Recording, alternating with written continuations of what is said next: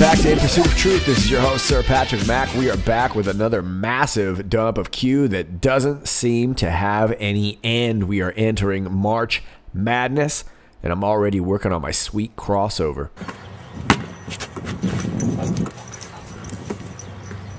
Jazz, not right there. Trying to steal my shine. What's up with that? All right, well, look, before we move on to these Q posts here, I want to back you up to 2934. Thanks for correcting me, guys. Yesterday, I was at the end of a really, really long day. I said, it looks to be like we are in Germany. We are indeed in the Netherlands, and thanks to all you who corrected me. Many of you did. I also want to point out real quick that when I post my videos, oftentimes I post a top comment, usually either correcting myself or, if you guys have some corrections or something to make, oftentimes I'll make a clarification in the top comment. So do me a favor, just check here when you check my new videos. Usually you'll see my comment at the top. You can see cheers Patriots. The last pick is from the Netherlands, not Germany. I need a nap. Thanks. Just to spare you guys, because hundreds of you guys went ahead and corrected me, and rightfully so. We were indeed in the Netherlands, not Germany. I was exhausted yesterday, but thank you for that, and my apologies to my friends in the Netherlands. I've been to the Netherlands. I'm surprised I didn't pick that up, but it was definitely a long, long day. Let's go ahead and move on to the next post, 2935. 50 minutes after the hour of 1 p.m., we get this Fox News link right here. And Q says, when the original insurance policy expires, being Mueller, and you must attempt to protect those in harm's way by reapplying a blockade, plus maintain leftist hatred and fake news narrative, you... Could it be you are watching a movie? So, as we know, the Mueller investigation is simply just that. It is a blockade. And now that that is coming to an end and the wheels are coming off the bus, like we've talked about many times before, it looks like they are looking for a new blockade. And it takes us to this Fox link right here.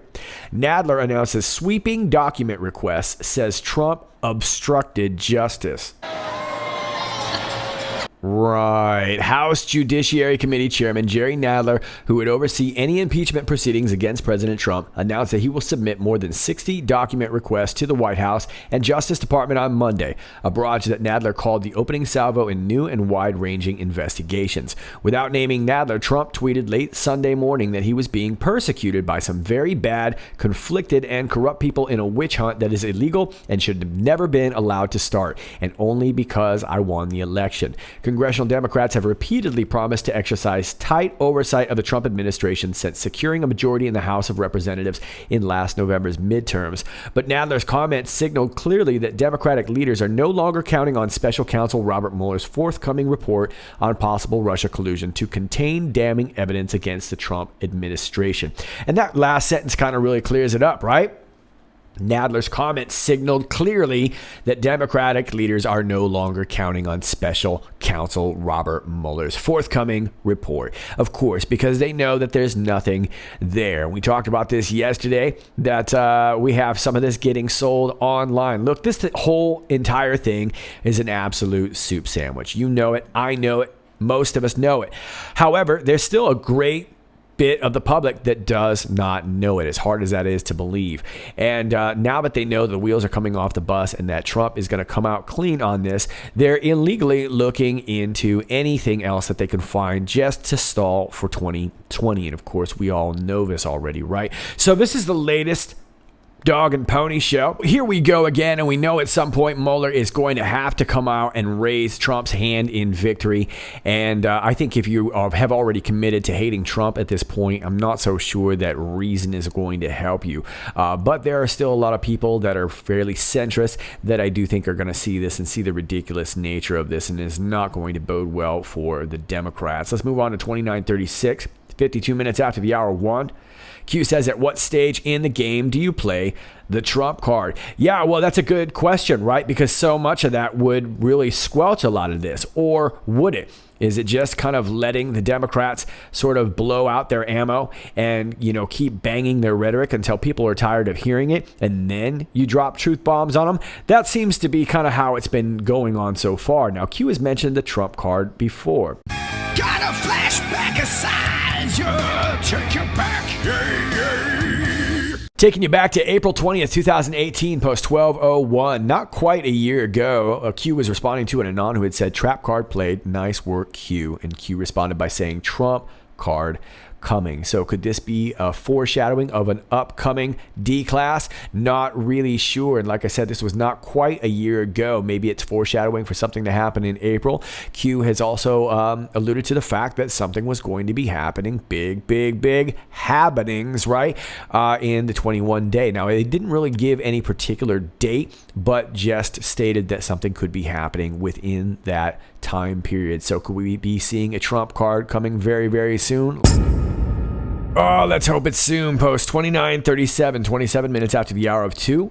Why have there been no arrests? Why have specific dates been mentioned only to see no action? Well, if you've been following my channel for a while, I say this quite often. Specific dates don't make a whole lot of sense when you know your enemy is watching, right? You got to either throw them off. Sometimes it might be right. Sometimes it may not. Define game theory. Well, game theory is fairly complicated. It involves a series of mathematical probabilities and intellectual reasoning, really understanding your opponent. What are they most likely to do? Why must disinformation be provided? Because like I just said, the whole world is watching. So if you give a countdown, you force them to react, right? But it also means that we're paying attention. And as we're paying attention, we're saying, well, how come this countdown didn't work out? How come I thought this was going to happen on this date and it didn't? We should already know this by now. Remember, the enemy is watching, right? So define open source, define public purview. Well, just like Q is posting on 8chan here, it gives them obviously it gives them a platform that they're not getting on mainstream media, but it also gives them plausible deniability. After all, everything that we see is open source. Just because we may be communicating with military intelligence doesn't mean that we're getting classified military intel, and there's a big difference. Everything here can be proven because it's out in open source. Anybody could grab this. All Q is really doing is just pointing our attention to it. Do we let our enemies walk through the front door? Well, only if you're, I guess, going to spring a trap on them, but otherwise I would think that's not probably the way to go. Define plausible deniability. Right, exactly. What this is really causing the deep state to react because they don't know what the next move is either. And if Q gives them some sort of countdown, they almost aren't in a position to just go ahead and dismiss it. They almost have to react, right? And that's what's got this panic thing going. Why was it important to first clean house within the FBI and DOJ public info? Well, because all this information was getting out, and then it would get leaked to the news, and then the news could go ahead and leak to whoever they needed to leak. They could go through tweets. We've seen this all before, right? We've seen them pass this information along through the news media. They're complicit. Why was it important to first clean house within other ABC agencies, non-public info? Because that's where the media was getting the information from. What are the duties of the FBI? What are the duties of the DOJ? Well, to investigate crimes and to prosecute crimes. And if you don't have anybody clean in those departments, you're never going to get that done. Just think of Fast and Furious, right? When does military intel have jurisdiction? Well, when we have national security matters. What vested powers does POTUS have regarding military intel versus ABC agencies regarding matters of national security, homeland? Well, if the ABC agencies aren't playing ball, then we have matters of national security, and that's when we can utilize military intel. And we're gaining some of the benefit of that here watching Q. Like I said, it's still open source material. But the POTUS is privy to using military intel because his ABC agencies were compromised. Think umbrella surveillance. Yeah, they were the ones spying, not just on President Trump, but on everybody. What agency does the FBI report to? Well, ultimately the DNI, that kind of houses all those agencies. What is the role of the AG? Well, the AG is essentially the lawyer for the government of the United States. And I suppose also if you have like a federal death penalty, they would also be in charge of that too. What is the role of the AG? Does the AG oversee the firing of FBI and DOJ, senior, mid, lower staff? Yes. And all this time where everybody was saying that Jeff Sessions was doing nothing, that's actually what Jeff Sessions was doing. And he wasn't leaking about it. So we weren't really hearing about it. Now we're seeing that all these people have been let go, and we're seeing the result of their testimony, a la James Baker, Lisa Page, and such. How many FBI and DOJ were fired in force? Well, numerous, and we've talked about it. I don't know the exact number, but it was a ton, right? And we've seen plenty of Q posts to show exactly who it was, especially at the top.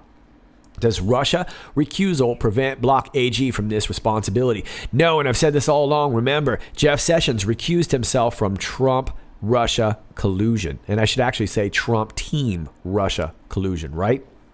Anything else is still his job. He didn't recuse himself from that. So as all the FBI and DOJ was getting cleaned out, he was the one signing off on all that. So of course he was privy to this. What time period did this occur? Well, it really occurred ever since President Trump took office. Who appointed and tasked Huber? That was Jeff Sessions. Who appointed and tasked the OIG? That was Jeff Sessions. Who was AG? Jeff Sessions. Zero leaks.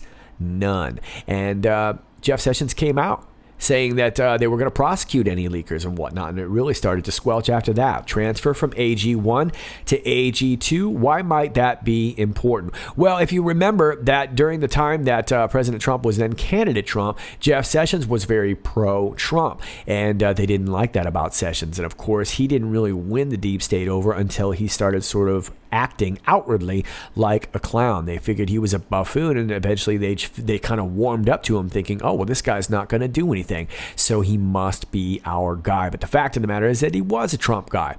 So the transfer from AG1 to AG2 is essentially the transfer to Whitaker. Now, Whitaker was only coming in for an acting role. How do you avoid politically motivated attack, obstruction, attempt to block, obstruct Mueller? Exactly. Like I said, Jeff Sessions was a Trump guy, so they needed to go ahead and create a ruse to make it look like he wasn't. Optics are important. Yeah, optics are important for everybody. When are optics not important? Well, when you got guys like A.G. Whitaker. He's only there for a certain amount of time, and that is likely to set the stage. Who recently walked on stage to take command? Well, I'm not so sure they're talking about Whitaker. I think at this point now we're talking about AG William Barr. What stage experience did this person have? Think Bill Clinton impeachment. Has the stage been cleaned and cleared for the next performance? I'm going to be honest with you. I'm not really sure. I think Q is wanting us to lean towards yes on this, and I've got a lot of questions on William Barr. Unfortunately, I can't unpack them all today, but I want to rememberize you all that William Barr is not necessarily clean. Now, we all know he had a history with George Bush, but he was also wrapped up with Bill Clinton back in the day. It would have been Governor Bill Clinton back then. As a matter of fact, I believe he was one of the people that tipped Bill Clinton off to a messed up shipment back when they were running drugs and guns back and forth between Arkansas and Central America. William Barr was well aware of all that. He was out there. And there was a pilot by the name of Chip Tatum who called him out, William Barr personally, talking about a conversation in which he warned Bill Clinton of about $100 million of missing money that they thought was happening within their own little knuckleheaded organization. But this was all part of a program called Dope Incorporated, if you will. Chip Tatum was the one who was actually dubbed Pegasus by George Bush. So you can kind of look this up if you look up Dope Incorporated. Don't really get into it on its own. It's really kind of its own video itself. But William Barr is definitely not clean in this, and I've always wondered about this. I wondered if William Barr is being put in the AG position to have to reckon with some of his own issues by bringing it on Front Street himself. I'm not really sure. Could it be possible that he's going to be bringing proceedings against the Clinton Foundation? He's been talking openly about that. Just because I think he's deep state knucklehead does not necessarily mean that he is a fan of the Clintons. It's not necessarily one in the same, right? There's lots of different kinds of elements to this. But I just want to point that out. Now, I'm not here to disparage William Barr. I just want to point out that, like I said, I don't really believe that he's clean, and there's a lot of evidence to suggest that he is not. But he could very well be playing ball. Now, that being said, people that are playing ball they're not necessarily white hats, black hat. There's a lot of elements of gray to this, and people who might be cooperating aren't necessarily clean, although they may be kind of playing the quote-unquote good guy role. So my original thinking with Barr was maybe this was some sort of pact with the quote-unquote Bush faction of all this, if you will. And I'm not sure if that had something to do with the death of Sr. I'm not really sure, but I have a feeling that somebody was playing ball. It was likely George Bush Jr., and it may involve William Barr. That's all I'm going to go into on this now, but he is seeming to set the stage for this. Now, if the stage is clean, can the performance begin? Yes, if the stage is clean. I'm not sure if the stage is clean.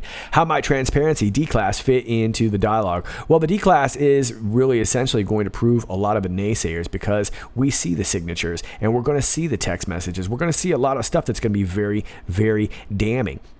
And if there is indeed text message going back and forth discussing a possible assassination of a duly elected president, that could lead to some very, very big things. Defined thesis statement. What benefits does this provide Barr? This is not simply another 4-year election. This is a crossroads in the history of our civilization that will determine whether or not we, the people, reclaim control over our government. POTUS, logical thinking. So I can't help but think that this whole soup sandwich needs to be brought out in Front Street, and the only way that we're going to see it is probably in a public court. Now, I'm not so sure that's how it's going to go down like this, and I do think that Barr is ready to drop the hammer. I'm not necessarily sure if his motivation is to protect himself or if he truly was some sort of white hat all along and I'm missing something, but those are just my thoughts. Let's move on to the next post. Post 2938 25555. Ask yourself a very simple logical question. What is a FISA warrant application? Well, it's an application to wiretap somebody who you believe is working with or for a foreign government and is likely spying, and that's how you spy on them. Is it a highly confidential, safeguarded product of the United States government? Well, you would think so. If a product of the U.S. government, how did the UK, Australia know what was listed inside of the package? Because they were helping provide the information inside the package, and that's why FISA D-Class has them panic so much. Think call to POTUS to prevent D-Class sources and methods. Yeah.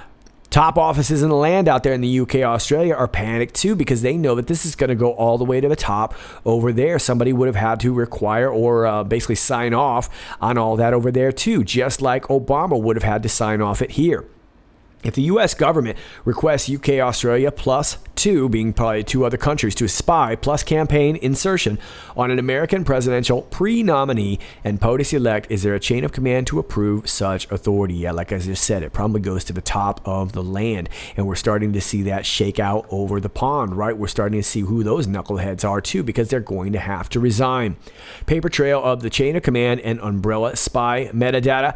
I would imagine there is a paper trail, and I imagine that's part of what's going to be in the D-Class. That's why there's probably such panic overseas, because they know there's got to be some sort of record leading it straight back to them. Now, as far as what we'll know when it all shakes out, it's hard to know. A lot of this is probably being avoided to avoid some sort of world war, or at least some really extreme conflict, because if this all comes out on Front Street on the world stage, it could be big, big problems.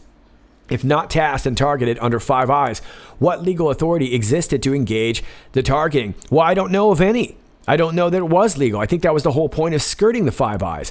Think Nunes' statement, not through normal collection, gathering, and reporting oversight regarding Five Eyes. Yeah, he came out and he said, hey, whatever they got and they compiled in that dossier didn't come to our official Five Eyes channel. It would have had to go around it. And that's why we were looking at these trips to Australia and New Zealand. Did the dossier provide the bulk data anchor for the spy campaign? Well, if we're only talking about the Steele dossier, then I'm going to assume yes, that was mostly what the Steele dossier was based off of. Now, I think we're going to find out that there are other dossiers coming up real soon too that weren't as talked about. But essentially, yes, a lot of this revolved around this information that was being exchanged with Christopher Steele. And that was all hired. GPS was hired to do all that, right? What entity paid for the research dossier? Well, that was the DNC. They're the ones that hired Fusion GPS. Opposition candidate? Yeah, remember, before Trump, it was going to be Cruz. And they were spying on everybody. FISA was simply just a way of covering their tracks and making it look like it was legal. It was the closest thing they could do to make it look legal. When the fact of the matter is that it wasn't. And they were spying, doing way worse things before FISA even came out.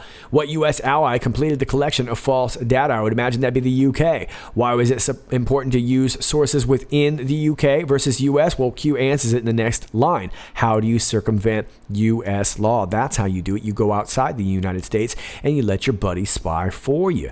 What other anchors, and we have anchors here as a stressed word, were provided to FISA court in order to gain the warrant? D-class will show. Well, I'm not exactly sure. It looks like the D-class is going to show that, but I think it's interesting that they stressed anchors. Remember, this is referring to a lot of this information getting to the mainstream media, which means some of those mainstream media anchors were complicit. Was the other data collection process worse than the dossier? You bet it was, because there was no legal grounds for it. Like I said, FISA was the cover-up, but there were other spying operations. You probably heard about this Hammer, the Dragonfly dossier. There was a ton of different things that were going on that are going to start unfolding really, really soon. And we're going to see that FISA was just the tip of the iceberg. Like Q says, FISA was the start. Why didn't FISA court require in-room presentations of the data prior to sign off? Well, they were probably all paid off. Most of those FISA court judges were all Roberts appointees, right? And so I'm sure they were all complicit. They didn't probably need it. They didn't really need a whole bunch of bang-up evidence because they knew what the result was. The result was that we got to get this guy out of the presidency. Who signed apps 1 through 4? Would that be McCabe, Comey, Rosenstein, and Sally Yates, who traveled to UK, Australia post-election of POTUS? Well, it seems that we have some pictures of Peter Strzok and Lisa Page heading to the UK, and it looks like maybe John Brennan was there with them. It looks like maybe somebody else was there too. We're not exactly sure who that is. And we also know that Hillary Clinton did a little speaking tour out there in Australia. Why were security privileges removed from select formerly active individuals? Yeah, if you remember, it was a big deal, especially with Brute by Menon, John Brennan. Yeah, he made a big deal out of it. Treason, sedition, corruption at the highest levels of government worldwide. Or I suppose you could even say it would lead to a world war. How do you repair a bridge without closing it down? Well, that's a good point. I don't really know. Maybe you have to block off one lane and let everybody just kind of lean to one side. Or maybe we're talking about just simply installing new world leaders, which seems to be happening. Now, I don't know if Macron is eventually going to step down or not. I think that's the eventual hope.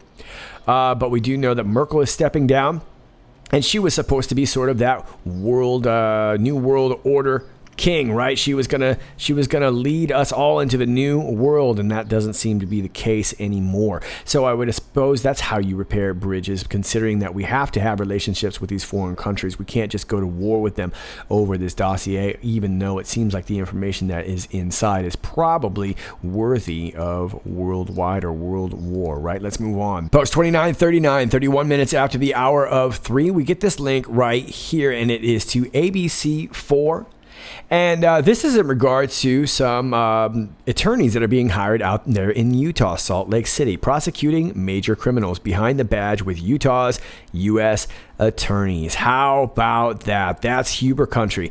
And now I tried to actually get this video, and for some reason it wasn't allowing me to record, but this video is talking about this Christina Ortega, an assistant U.S. attorney here in Utah, and it talks about how she got started or whatever. My primary focus in the violent crimes team is child porn cases. And then it goes on to talk about the need for all her work out there in Utah, and then it interviews U.S. Attorney John Huber. U.S. Attorney John Huber talked about the value of his new prosecutors. I cannot overstate the positive impact these positions will have in Utah for decades to come. We competed nationally to get these positions. Huber says every one of these prosecutors is already handling about 20 cases. How about that? But here's the real kicker right here. They range from domestic terrorism to court-authorized wiretaps of criminal organizations to child pedophiles and those who would exploit our children, criminal aliens, big fraud schemes. They also deal with gangs and violent crimes. Assistant U.S. Attorney Tad May says there are a lot of drugs in the valley and a lot of gangs in the valley, and the interaction of the two can be really dangerous for communities and individuals. Okay, so They're letting us know what's going on down there in Utah. There are now 56 prosecutors in the U.S. Attorney's Office. As part of this story, we've also talked to U.S. Attorney John Huber about gangs, drugs, and fighting crime in the state. To hear what he says, you can check out the web extra interview material here online. So just check it out here. You can see. I thought this was also a very, very interesting pic there with the Zions Bank highlighted over the shoulder. Very nice office out there.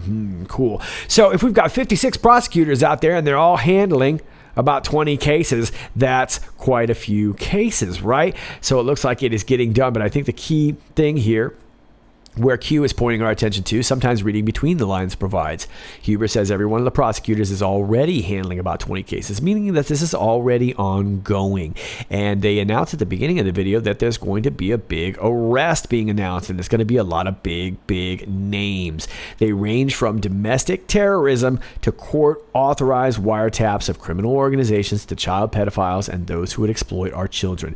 Criminal aliens, big fraud schemes. Okay, so while the left has been crying about this border wall and whatever else they've been crying about, John Huber has been doing his thing out there in Utah. Let's go ahead and make our way over to 2940, 57 minutes after the hour 3. An Anon posts this graphic right here. Let me go ahead and take you over here. And it seems to be, these are all our sealed cases filed. Looks like through November 30th, 2017, and it's fairly updated here. So this is an updated list, total filed from October 30th, 2017 to current, 82,324. And I'll let you look at all that yourself. We've looked at these before, but this is just an updated list. And it says the numbers here average 5,145 per month. And then here is the Google Drive in which you can go ahead and look. And this is a great thing to share with people who aren't aware of what's being done. You can like physically see it, and you can even go to your home state and see what's going on in the area. We've talked about this at great length before, so we're not going to talk about it today. But this link is right here for you. It's a Google Drive, and you can share it with your friends or whatnot. And it's a great talking piece, but it really demonstrates what we were just talking about with Huber. Sorry, no heat map this month. A couple of our soldiers are down with medical ailments. Yeah, some of it was color-coded to kind of let you know where the hot spots were. Q says, thank you, Anon. No, not all are USA versus whatever their name might be. Might be other kinds of different cases. Nothing to see here, Q. Let's move on to 2941. 21 minutes after the hour of 4. Q gives us this Twitter status to Ted Liu.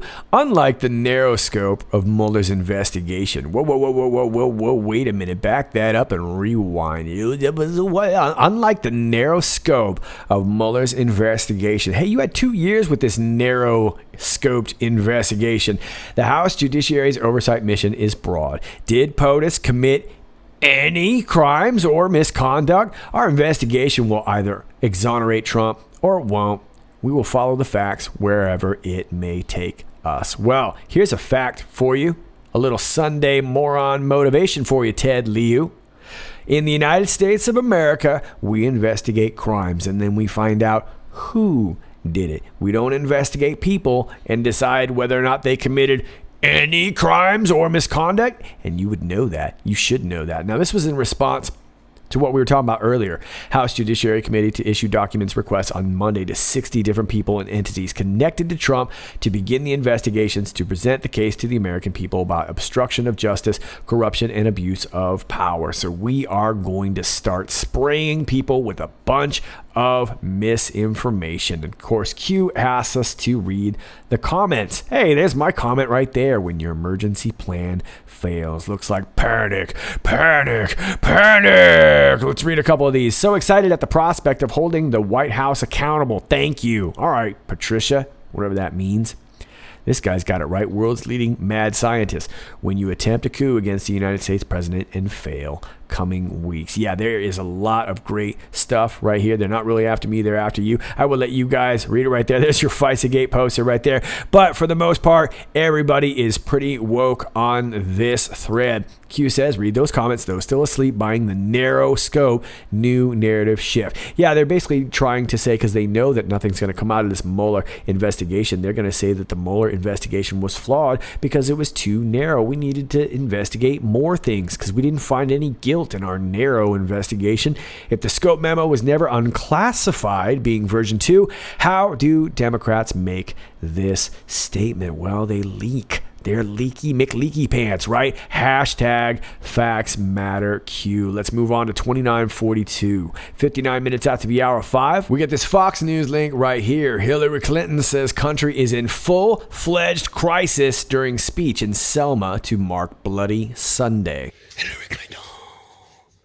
Hillary Clinton.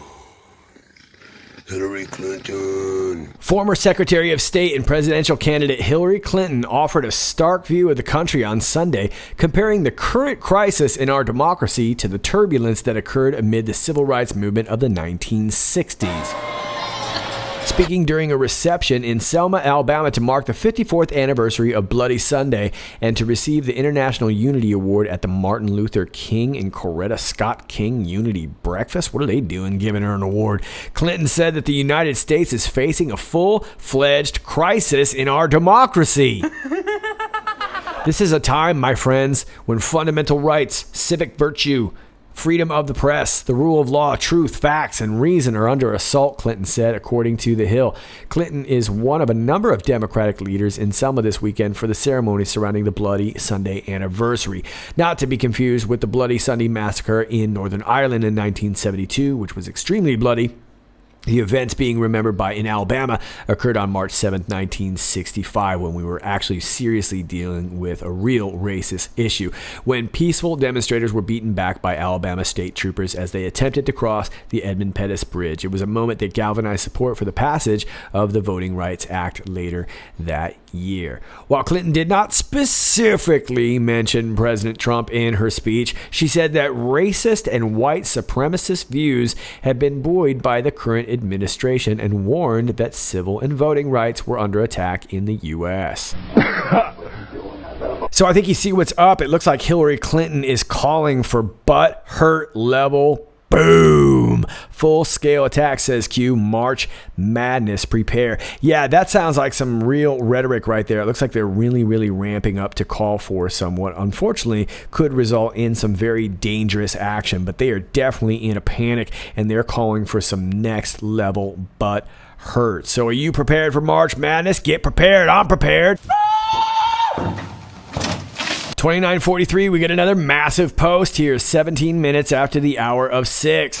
No. We get this Twitter status right here to Ted Leo again.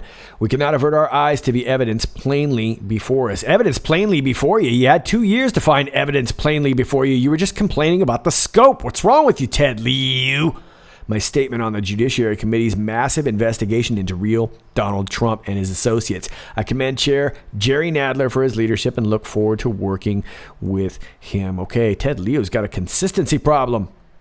More statements made, evidence without presenting facts. Precisely. If evidence existed under the broad scope of number 1, would Mueller have the authorization to pursue? Yes, he definitely would, and we see this right here. This is the order from back in May 2017, the 17th of 2017. No.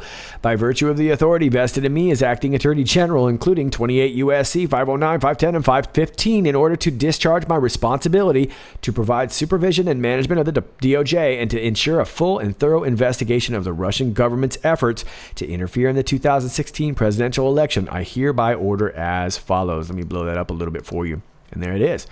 Robert Mueller III is appointed to serve as special counsel for the United States DOJ. The special counsel is authorized to conduct the investigation confirmed by then FBI Director James B. Comey in testimony before the House Permanent Select Committee on Intelligence March 20th, 2017. Okay, so there it was right there.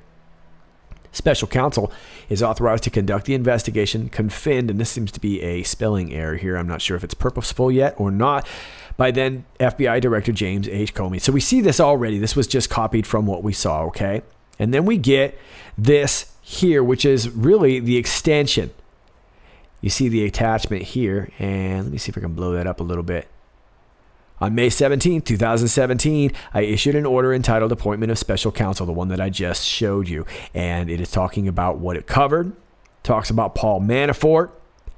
And down here it says, you therefore have authority to continue and complete the investigation of those matters. So that was our extension. Why is scope number 2 classified only to AG Deputy AG, and a select few others. Read at terminal only.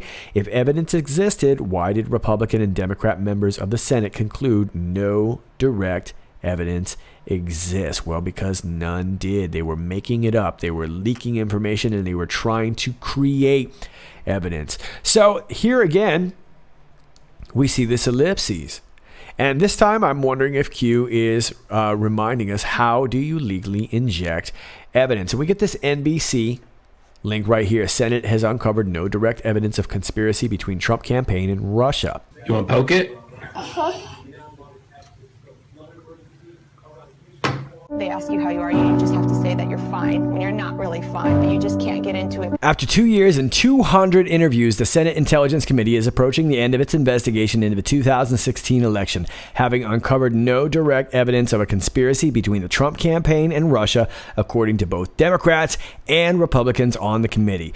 But investigators disagree along party lines when it comes to the implications of a pattern of contacts they have documented between Trump associates and Russians, contacts that occurred before, during, and after Russian intelligence operatives were seeking to help Donald Trump by leaking hacked Democratic emails and attacking his opponent, Hillary Clinton, on social media.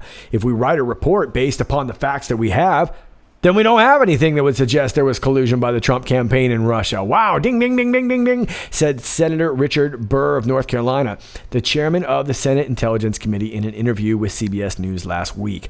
Burr was careful to note that more facts may yet be uncovered, but he also made clear that the investigation was nearing an end. And I think we can sum it up right here. We know we're getting to the bottom of the barrel because there's not new questions that we're searching for answers to, Burr said. Yeah, definitely bottom of the barrel is how I would describe it. Well, Q says, if evidence existed, as per your statement released today, again, why did the Senate Republicans and Democrats just conclude no evidence exists? Yeah, exactly. Where is it? Put up or shut up, Ted. When will Americans wake up to the Democratic Party con that is continually, pushed without facts, without support, and supported and further pushed by the media arm of the Democratic Party, fake news media? Reading the comments on these tweets further demonstrates the seriousness of media brainwashing in our country, whereby statements are considered fact without the need to provide proof. Yeah, if you listen to some of the butthurt left that are commenting on Twitter, they really have no idea what they're talking about. And the second you counter them with anything, they just post some sort of meme with like naked Trump or naked Trump and naked Putin. That seems to be their thing. They're really obsessed with that.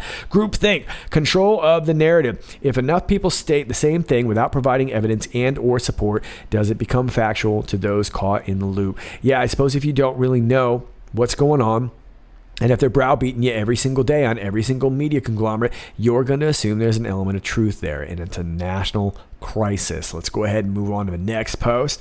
Now, Q seems to confirm that spelling error there. 29:44, 29 minutes after the hour of 6. Anon says confirm typo, confirm. Q says confirm. So it looks like there's not much to look into that misspelling, at least for the moment. 29:45, 48 minutes after the hour of 6. We get this pic again. We've seen this before. We are Q. This is such a dope picture right there. Q is taking us back to Ted Lieu's Twitter page, and you can see his banner picture. On the left here, it looks to be the inauguration of Obama as compared to Trump, and he's comparing the crowd size because that's not petty at all. Q says you should update your T-banner pic to properly reflect the crowd size when the event actually started. Have you ever witnessed a public all-out attack by the opposition party against the President of the United States?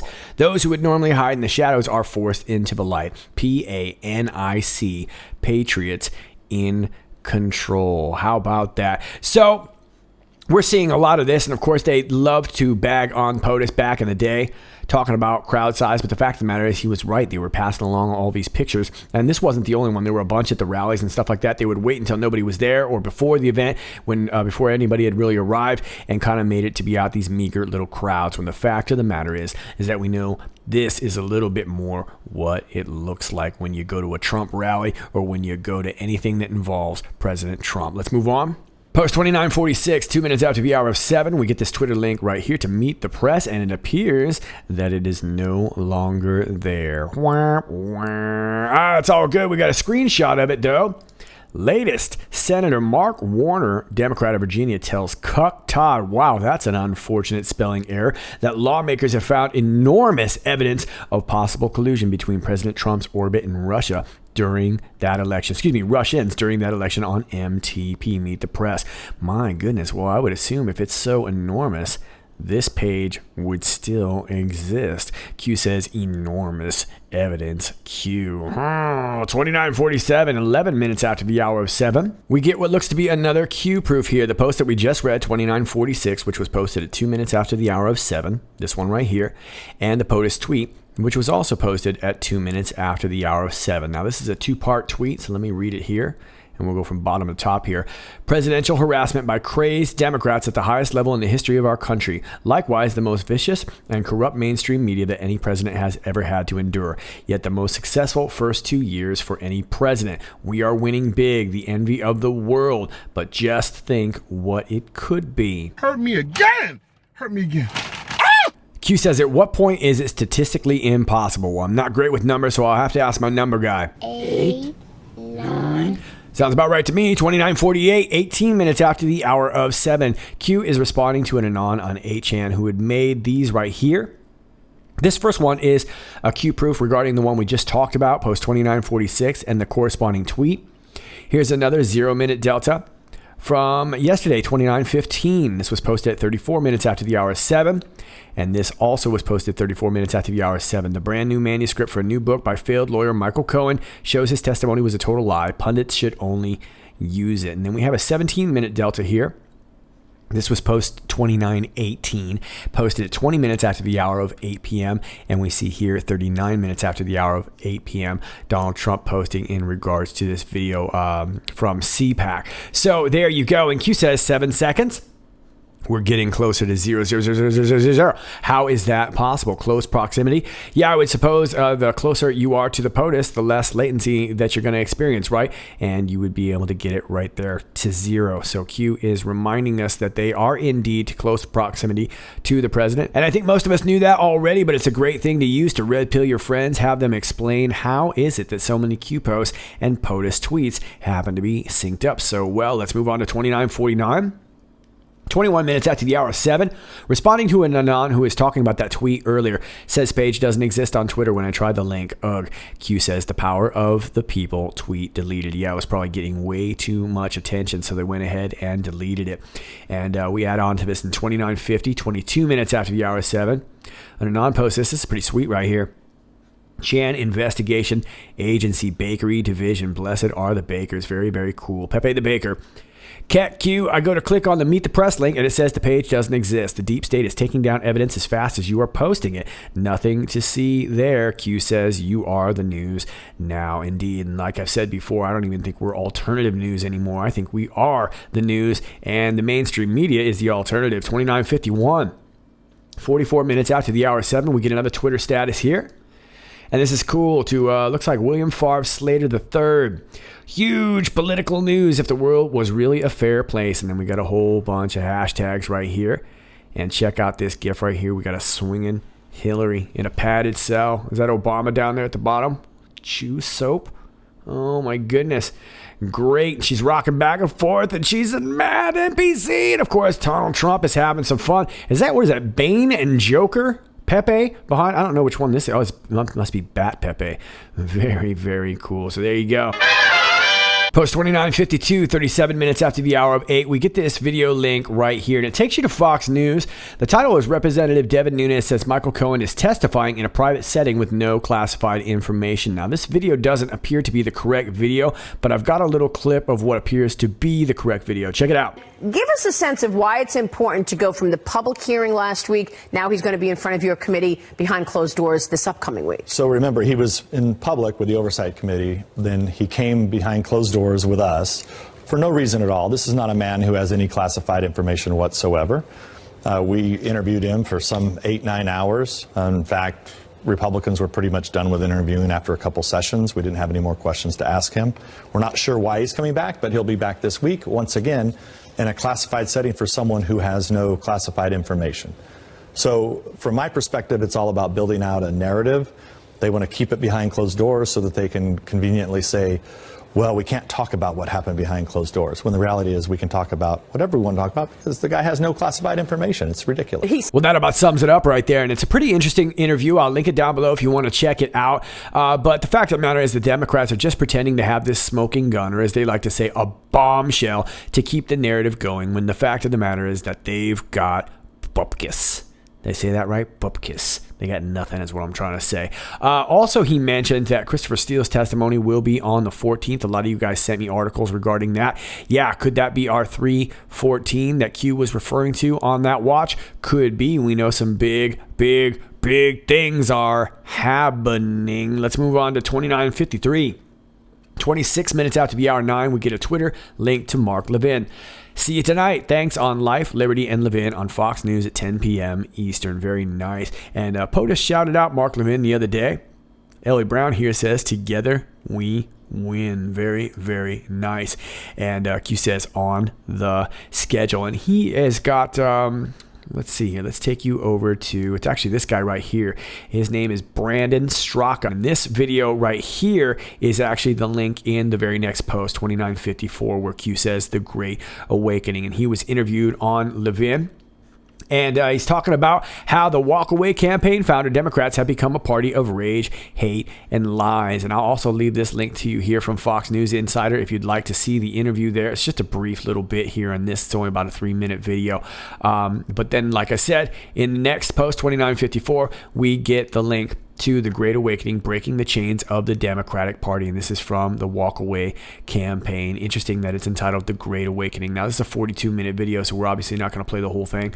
And it's linked on the Q board, so you can check it out for yourself. But there you go, ladies and gentlemen, The Great Awakening. Those are your Q posts. As always, if you like this video, please click like, share, and subscribe. And thanks to all of you who already do that. I greatly appreciate it, especially now. It's been a lot of work as of late. I greatly appreciate you helping me get it out. If you are new to my channel, welcome to you. Please keep in mind that from time to time, you're going to get unclicked and unnotified and unsubscribed. That just happens from time to time when you're trying to find truth online. Many of you guys have been saying, I haven't been able to find your videos, Patrick, Yeah, I know. It's just getting tough. I don't know what else to tell you. I am definitely not tech support, so I can't help you on my end. Just keep trying and keep typing in Pursuit of Truth or iPod or whatever, and you should be able to find it. If you'd like to join one of my other channels, my Gab, my BitChute, my Brighteon.com, or I'm over here on Twitter at IPOT1776. That's at IPOT1776. All those links are down below, as well as the link to my email. And if you'd like to send me something, my P.O. box is down below. And if you'd like to support the channel, my Patreon link is down below too. All those links are down below. All right, kids, that's all I got for you for now. This is Sir Patrick Mack. And until next time, stay safe.